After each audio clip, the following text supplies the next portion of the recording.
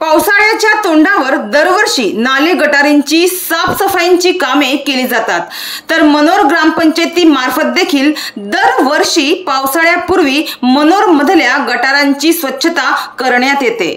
मात्र अद्यापही मनोरमधल्या सर्वच गटारी स्वच्छतेच्या प्रतीक्षेत आहे। पावसाळा काही दिवसांवर येऊन ठेपला असून पावसाच्या पाण्याचा निचरा सुरळीत व्हावा या दृष्टीने गटारांमधील प्लास्टिक पिशव्यांचा कचरा आणि पाण्याच्या प्रवाहात येणारे अडथळे दूर करून सफाई करणे म्हणजेच गटारांची सफाई करणे आवश्यक आहे। मात्र अवकाळी पावसाचा अंदाज घेता एप्रिल महिन्यातच या कामाला सुरुवात करणे आवश्यक असताना मे महिन्याचा मध्य उगवला तरीही या कामांना अद्यापही सुरुवात झालेली नाहीये।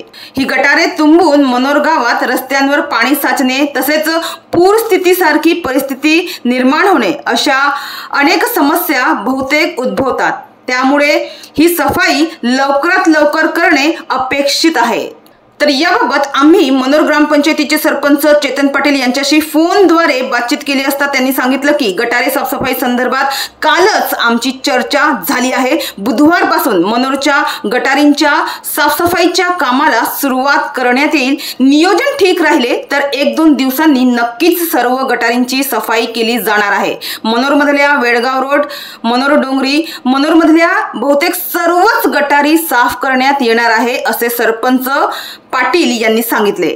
मात्र गटारींची सफाई झाल्यावर दुकानदार, ग्रामस्थ यांनी सुद्धा गटारीमध्ये कचरा, प्लास्टिक पिशव्या टाकू नये, कारण याचा त्रास आपल्यालाच होणार आहे। याची प्रत्येकाने दक्षता घेणे आवश्यक आहे।